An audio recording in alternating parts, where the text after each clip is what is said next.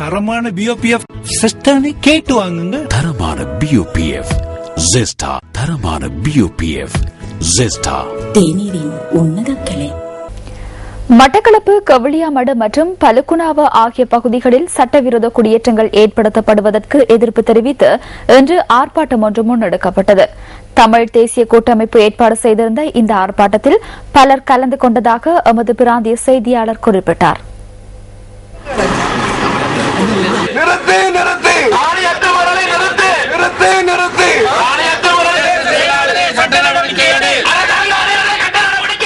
சட்டவிரோத குடியேற்றங்களுக்கு எதிர்ப்பு தெரிவித்து மட்டக்களப்பு பட்டிப்பளை பிரதேச செயலகத்திற்கு முன்பாக இந்த ஆர்ப்பாட்டம் இன்று முற்பகல் இடம்பெற்றது. தமிழ் தேசிய கூட்டமைப்பின் பாராளுமன்ற உறுப்பினர்களும் இந்த ஆர்ப்பாட்டத்தில் பங்கேற்றிருந்தனர். பட்டிப்பளை பிரதேச செயலாளர் பிரிவிலே அத்துமீறிய குடியேற்றத்தை ஒரு மதகுரு, பௌத்த மதகுரு ஒருவரும் ஆளுநரின் வாச்சொல்லின் அனுமதியுடன் பட்டிப்பளையில் இருக்கின்ற எமது மேற்கு பக்கத்தில் இருக்கின்ற கவுளியா மடுவிலும் புலுவனாவையிலும் திட்டமிட்ட குடியேற்றத்தை மேற்கொள்கின்றார்கள். இதை நிறுத்தப்பட வேண்டும், சட்ட நடவடிக்கை எடுக்கப்பட வேண்டும் என்பதுதான் எங்கள் கோரிக்கையை தவிர வேறு எந்த வரையும் நாங்கள் புண்படுத்துவதற்கல்ல. ஆனால் சட்டம் ஒன்று இந்த நாட்டில் இடம்பெறுவதாக அரசாங்கம் கூறுகின்றது.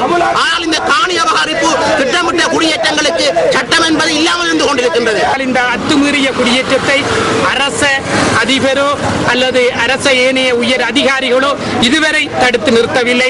நாங்கள் பல தடவை இதற்கான கோரிக்கைகளை வைத்தோம்.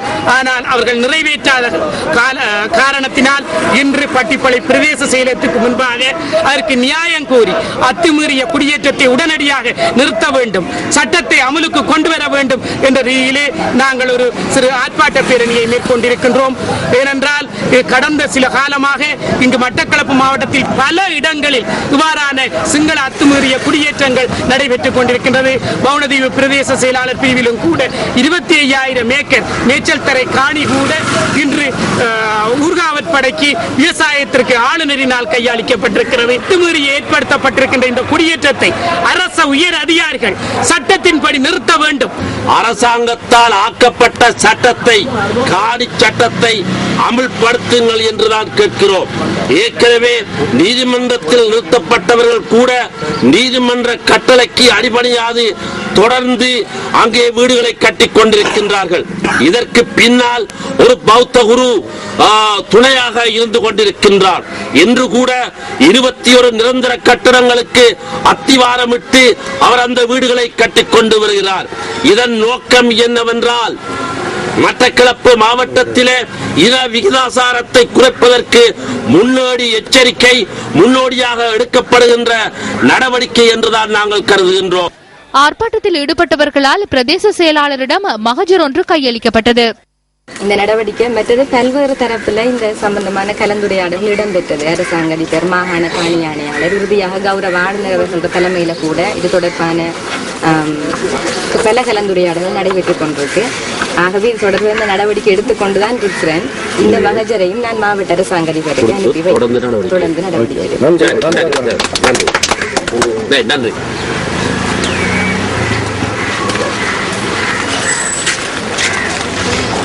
ඔබතුමිය දකින්නට පසුගිය දවසේ ටීවී එකේ கொழும்பில் உள்ள அரச மரம் ஒன்று வெட்டப்பட்டு அப்புறப்படுத்தப்படுவதை தொலைக்காட்சிகளில் அண்மையில் பார்த்திருப்பீர்கள். இந்த சம்பவம் கொழும்பு நகரிலேயே இடம்பெற்றது. அரச மரம் வெட்டப்பட்டு அந்த இடம் முஸ்லிம் பள்ளிவாசலுக்கு வழங்கப்பட்டது. இது ஒரு காட்டு பகுதி, நீர் இல்லாத பகுதி, மின்சாரம் கிடையாது. இவர்களுக்கு இந்த இடத்தை வழங்க உங்களுக்கு ஏன் நடவடிக்கை எடுக்க முடியாது?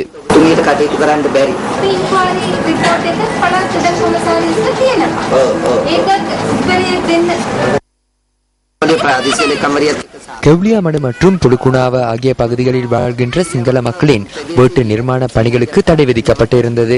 எதற்காக அந்த பணிகள் நிறுத்தப்பட்டுள்ளன என வினவப்பட்டதுடன் அந்த வீடமைப்பு பணிகளை தொடர்ந்து முன்னெடுப்பதற்கான வசதிகளை ஏற்படுத்தி கொடுக்க வேண்டும் என பிரதேச செயலாளரிடம் நாம் கோரியிருந்தோம்.